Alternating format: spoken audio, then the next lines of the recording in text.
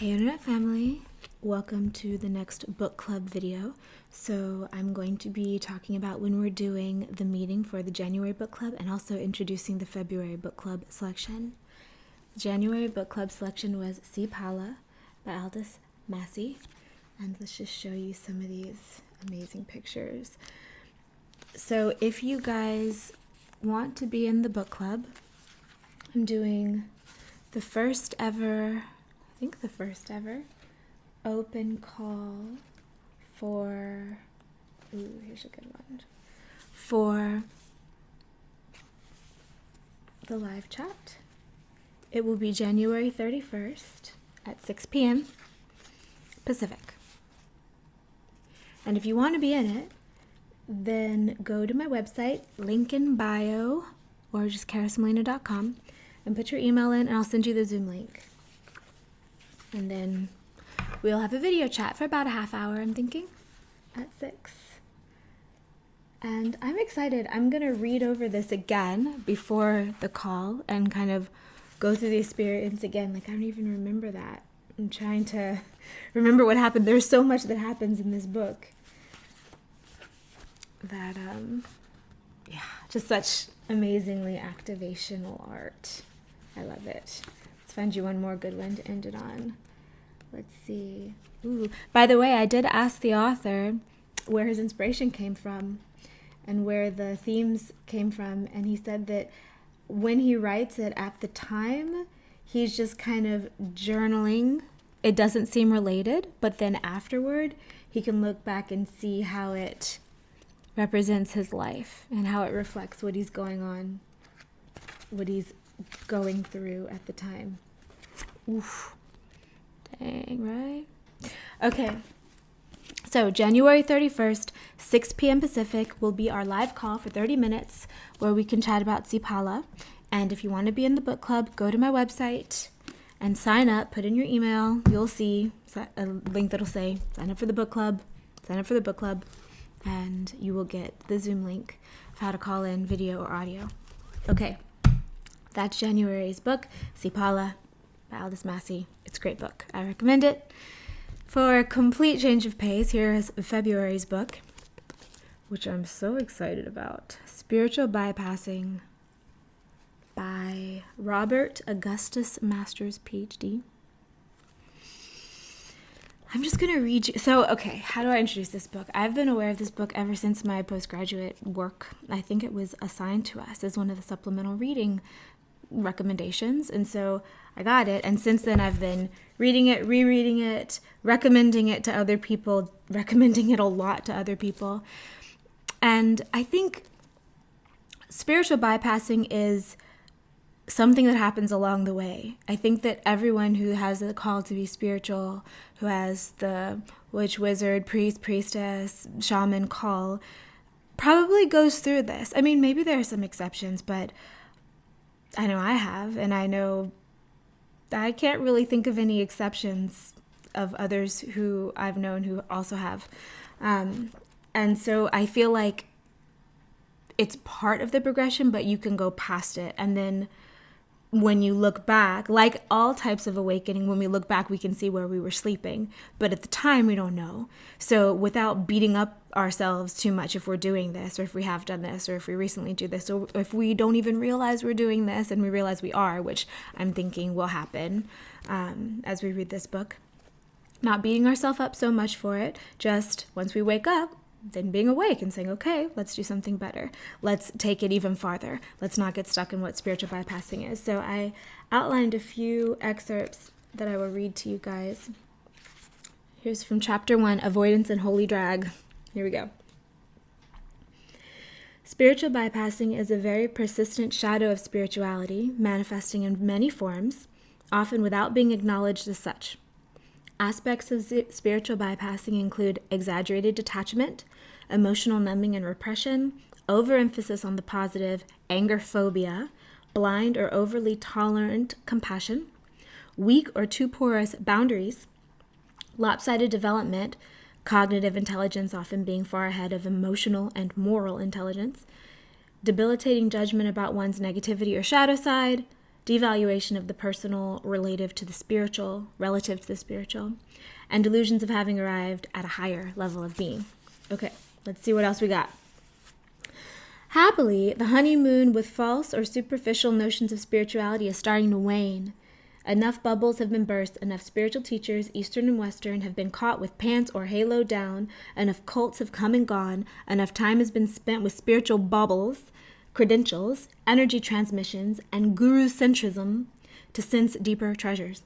But valuable as the desire for more authentic spirituality is, such change will not occur on any significant scale and really take root until spiritual bypassing is outgrown.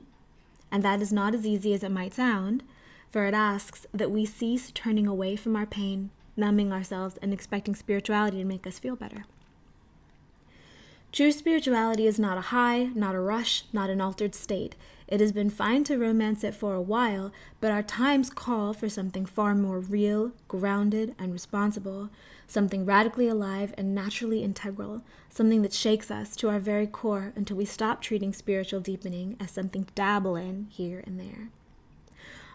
Authentic spirituality is not some little flicker or buzz of knowingness, not a psychedelic blast through or a mellow hanging out on some exalted plane of consciousness, not a bubble of immunity, but a vast fire of liberation, an exquisitely fitting crucible and sanctuary, providing both heat and light for the healing and awakening we need. Just some words underlined. We like the light but not the heat. We'd usually much rather theorize about the frontiers of consciousness than actually go there. The idea of unconditional love, but not permitting love to show up in its more challenging personal dimensions. To do so would be too hot, too scary, and too out of control, bringing things to the surface that we have long disavowed or suppressed. The trappings of spiritual bypassing can look good, particularly when they seem to promise freedom from life's fuss and fury, but this supposed serenity and detachment is often little more than metaphysical Valium, especially for those who have made too much of a virtue out of being and looking positive. I have a couple more, just to give you guys an idea. Oh, this is a lot. Okay, here we go. To truly outgrow spiritual bypassing, which in part means releasing spirituality and everything else from the obligation to make us feel better or more secure or more whole, we must not only see it for what it is and cease engaging in it, but also view it with genuine compassion, however fiery that might be or need to be. The spiritual bypasser in us needs not censure nor shaming, but rather to be consciously and caringly included in our awareness without being allowed to run the show. Becoming intimate with our own capacity for spiritual bypassing allows us to keep it in healthy perspective. Okay, this is good. I'm almost done. A couple more paragraphs. And this is all in chapter 1, you guys.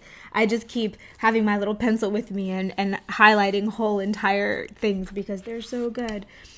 The most obvious potential traps in waiting include the belief that we should rise above our difficulties and simply embrace oneness, even as the tendency to divide everything into positive and negative, higher and lower, spiritual and non-spiritual runs wild in us. Subtler traps in waiting, less densely populated with metaphysical lullabies and ascension metaphors, and cloaked in the appearance of discernment, teaching non-aversion through cultivating a capacity for dispassionate witnessing and/or various devotional rituals. Let's see. Each approach has its own value. Let's see. Okay, here's where it starts in chapter 2, cutting through spiritual bypassing. The first step in working with spiritual bypassing is to see it for what it is. Employing spiritual beliefs to avoid dealing in any significant depth with our pain and developmental needs, and then to name it, so that we might begin relating to it rather than from it. This is relatively easy when spiritual bypassing manifests in its grosser forms, but not so easy when it gets more subtle, especially when it coexists with truly beneficial spiritual undertakings. Uncovering and openly acknowledging our tendencies to spiritually bypass may trigger some shame in us at being caught. But this is a healthy shame that we can readily work with as long as we don't allow it to fuel our inner critic. It helps to remember that spiritual bypassing isn't just something others do, it's something we all have done. The freedom found in admitting its presence is akin to the freedom felt when we admit, without any defensiveness, that up until a moment ago we had been defensive in a heated exchange with a significant other. Signs of spiritual bypassing at work are perhaps most commonly seen in the minimizing, superficializing, or outright negation of our shadow side and so-called negativity. Other behaviors include taking global or impersonal stands on clearly personal concerns, as when we might talk about the fact that everything is perfect, all unfolding exactly as it must, while we are talking to another in a demeaning way. Or in response to someone's suffering, we may say, it's all an illusion, including your suffering, or it's just your ego, delivering one-liners with minimal feeling, much like newspapers reporting both the shallow and the deeply tragic in the very same professionally modulated tone of voice. By ducking into aphorisms of the absolute, we distance ourselves from their pain and our own. It's just good, y'all. This is just a really good book, and I'm stoked to read it again myself and to comb out more levels of how I may be doing it, and also to let you guys do the same too, because isn't the whole point to always get better? Isn't the whole point to keep learning more and keep looking back at our past selves and saying, oh, so silly, you know? And I just want to say that I definitely am not cutting down rituals or spiritual practices. I do them every day. Right now on my coffee table, there are about 14 tarot decks open that I did a big spread for on the new snow moon a few days ago. I love spiritual techniques, but I also do not love spiritual bypassing. And it's one of those things that once you see it, you see it. I feel like it's akin to prejudice in the mind. I think that prejudice is an energetic mind virus, whether it be racism, a prejudice against religion, a prejudice against socioeconomic, or whatever it is. It's one of those things that you don't see it till you see it, and then once you see it, you deal with it. So many people I've witnessed in my life being racist, for instance, honestly do not realize they're doing it at the moment. And same with other types of prejudice. So let's just keep waking up and getting out from under the shackles of mental slavery that are still on us in some ways. Just in LA right before I came up here to the island, I was having all these really interesting experiences where I was aware of some of the shackles on the human mind, and it's like I could see them. It's like, and this is symbolic, this not literally happened, but it's like I could see this huge shackle in the sky, this huge thing holding us down. And I wanted to break out under it, but it was kind of on me too. It was on all of human consciousness, at least in the culture that I'm in. And I could see it, and I was trying to lever it up, but since it's also on me, I couldn't exactly see everywhere that it was. So just more and more breaking out of, because I said so, paradigms across the board, and deciding that we're living consciously and we're living as much of a truly harmonious human life to each of us that we can, in ways that feel right to us. And if you are spiritually inclined, and if you have said things like, well, we're all one, or it's just your ego, or everything's an illusion, including your suffering, some type of that. Oof, I know I lost a friendship over that one time, broke my heart so much when I was really in it. And one of my friends said to me, I was just doing mushrooms and I just could see how it was all, none of it's real, just none of it's real. And I was like in the middle of crying my heart out. And I remember the friendship, it's still not back. So it's important to keep growing. So, January 31st, 6 p.m. Pacific. If you want to be in it, go to my website, go to the page on the Monthly Magic Book Club, sign up to receive the Zoom call, and I will send you out the Zoom call links. And then here's the other one. You could order this. I think it's widely available. I got it on Abe Books, which is my favorite book shopping lately.